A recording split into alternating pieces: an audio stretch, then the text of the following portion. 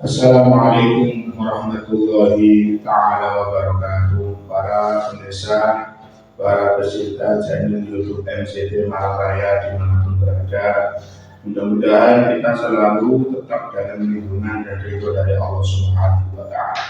Wa qala al-musannif, maka berkata musannif, wa amal wajibu bima'na ma yusabu ala fi'lihi wa yu'aqabu ala tarkihi.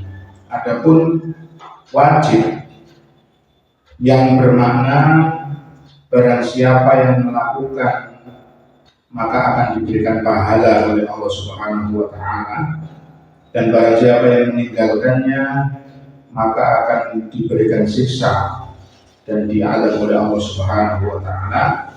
Fahuwa maknan akhar, itu adalah makna yang lain, laisa muradan fi ilmi tauhid, yang bukan dimaksud dalam ilmu tauhid. Fala yustabahu alaihi, maka jangan sampai tercampur.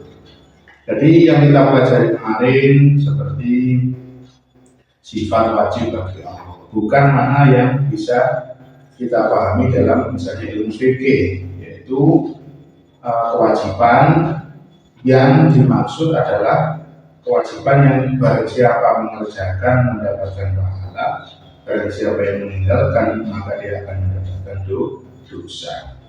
Contoh seperti ini, lau qila yajibu 'alal mukallafi iqadu qudratillah ta'ala kana al-makna yusabu 'ala dzalika wa yu'aqabu 'ala tarkihi. Kalau misalnya ada seseorang yang dikatakan misalnya wajib bagi seseorang meyakini bahwa Allah Subhanahu wa Ta'ala itu bersifat qudrah, maka maknanya keyakinannya orang tersebut, orang yang berkeyakinan tersebut, maka dia akan mendapatkan pahala sebab keyakinannya tersebut. Dan jika dia meninggalkannya, maka dia juga akan mendapatkan siksa dari Allah Subhanahu wa Ta'ala. Coba bandingkan, bedakan dengan yang ini, yang dikatakan keyakinan ini maka hukumnya wajib. Ya.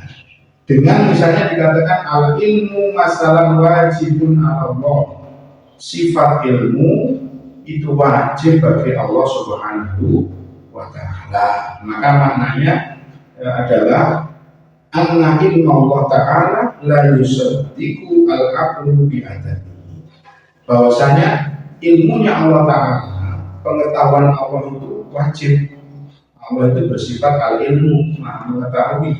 Nah, ketika itu tidak ada pada Allah, maka akal itu tidak akan bisa menerimanya. Itu makna yang wajib dalam ilmu tauhid. Sedangkan wajib yang dalam ilmu yang tadi, yang fikih, itu wajib yang maknanya adalah keyakinan seseorang tentang kewajiban ilmu Allah Subhanahu wa Ta'ala, itu adalah mayusabu ala fi'lihi, barang siapa yang berkeyakinan seperti itu akan diberikan pahala oleh Allah, dan barang siapa yang meninggalkan keyakinan tersebut maka dia akan mendapatkan dosa dan siksa oleh Allah Subhanahu wa Ta'ala. Wa man dzakira itiqadul ilmi wajibun kana makna yusabu ini taqada dzalika wa yu'aqabu illa ya'taqid. Maka apabila dikatakan bahwasanya pengetahuan ilmu itu, meyakini ilmu itu wajib bagi Allah Subhanahu wa Ta'ala, berarti orang yang mengerjakan itu akan berkeyakinan seperti itu akan mendapatkan pahala. Orang yang tidak mau berkeyakinan seperti itu maka dia akan mendapatkan dosa dan disiksa. Fahris alal farqi bainahuma wa la takun mimman qallada fi ahdiddin fa yakunu imanuka mukhtalafan fi. Ya, maka bersemangatlah, bersungguh-sungguhlah untuk membedakan di antara keduanya. Maka jangan sampai kita menjadi orang yang takut ikut-ikutan dalam tauhid. Sebagaimana yang telah kita pelajari di awal, di depan, bahwasanya ada pendapat ulama yang tidak membolehkan orang itu taklid dalam ilmu tauhid. Ada juga yang membolehkan tapi tidaklah mengetahui dari ijmali, dari secara Untuk keluar daripada itu supaya tidak iman kita dikatakan mukhtalafan fi, maka sebaiknya kita betul-betul mengetahui, mempelajari hal semacam itu. Maka kalau kita katakan kalau pendapat orang yang tidak boleh taklid, maka fatahlu finnar inda yaqulu, maka dikatakan bahwasanya kekal di dalam neraka. Walaupun memang sebenarnya masih ada sih, kalau ada keyakinan kan masih ada, walaupun tapi lama di neraka maksudnya bisa di mana masih ada kemungkinan bisa keluar. Maka pendapat ulama-ulama yang layak ditaklid tidak boleh, tidak cukup seorang dalam ilmu pengetahuan tentang akidah itu yaitu taklid. Waqala as-Sanusi wa laysa yakunu syakhsun mu'minan idza qala ana jazimun bil aqaid walau utitu qita'an la arji'u an jasmiha. Imam as-Sanusi mengatakan kalau ada seorang mukmin mengatakan saya sudah mantap di dalam keimanan saya, kalau Allah begini, kalau Allah itu punya sifat wujud dan seterusnya dan sebagainya, bahkan kalaupun aku dipotong-potong, maka aku tidak akan kembali daripada keyakinanku, tidak akan berubah sedikit pun daripada keyakinanku. Maka dikatakan oleh Imam Sanusi balayakun mu'minan, masih belum dikatakan seorang yang mukmin. Hatta ya'lam aku aqidatin min hadhil khamsina bidaliliha wa taqdimi hadzal ilmi fardhon kama yuqadu lisan al-aqwal. Sehingga mereka itu orang ini mengetahui akidah yang 50 ini, ya jumlahnya 50 yang akan kita bahas secara terperinci. Akidah yang jumlahnya 50 ini harus dia mengetahui dulu, kemudian dengan dalil-dalilnya. Ada ulama yang berpendapat yang dimaksud ya dalil secara terperinci, ada yang berpendapat pokoknya ngerti dalil secara ijmali sudah cukup ya. Sehingga walaupun dia mengatakan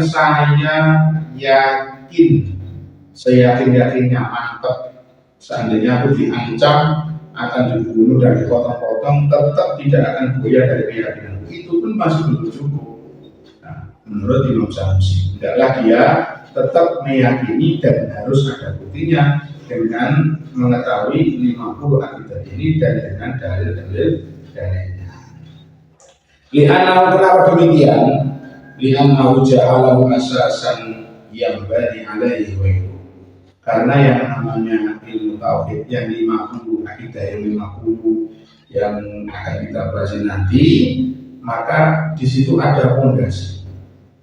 Ada fondasi yang mana akan terbangun di belakang itu atau di atasnya itu tentang hukum-hukum yang lain. Contoh, fala yasihu al-hukmu biwudu'i syakhsin al-sholatihi illa idza kana aliman bihadhil aqwaid. Maka bisa dikatakan tidak sah wudunya seseorang, wudunya orang, sholatnya seseorang kalau dia tidak mengetahui tentang akidah yang 50. Kenapa? Sebagaimana ibarat rumah, ini fondasi belum ada kok sudah dibangun di atasnya bangunan-bangunan yang lain, jelas tidak bisa. Pertama yang kita bangun adalah fondasi. Fondasinya itu adalah ilmu tauhid. Ilmu tauhidnya itu adalah mengetahui tentang akidah yang 50 tersebut indal asy'ariyah. Au jaziman biha al-khilaf bidah. Tapi ada juga yang mengatakan boleh, pokoknya yakin, sudah meyakini walaupun dalilnya itu tidak mengetahui secara terperinci, tapi tetap sudah dihukumi sebagai orang yang iman dan sah tentang ibadah-ibadah yang lain. Jadi secara logika begitu para pemirsa, bahwa seseorang sebelum memang masuk ke dalam ilmu yang lain, maka hendaklah dia mempelajari tentang ilmu akidah dulu. Minimal adalah ini yang diringkas menjadi 50 akidah. 20 sifat wajib bagi Allah, 20 mustahil bagi Allah, 4 sifat wajib bagi Rasul, 4 sifat mustahil bagi Rasul, kemudian sifat jaiz bagi Allah 1, sifat jaiz bagi Nabi dan Rasul 1, jadi jumlahnya ada 50 akidah tersebut. Dan beserta pembahasan. Itulah mudah-mudahan selalu diberikan kemanfaatan dan hidayah dari Allah Subhanahu wa taala. Wallahul musta'an wa alaihi tawakkaltu. Assalamualaikum warahmatullahi wabarakatuh.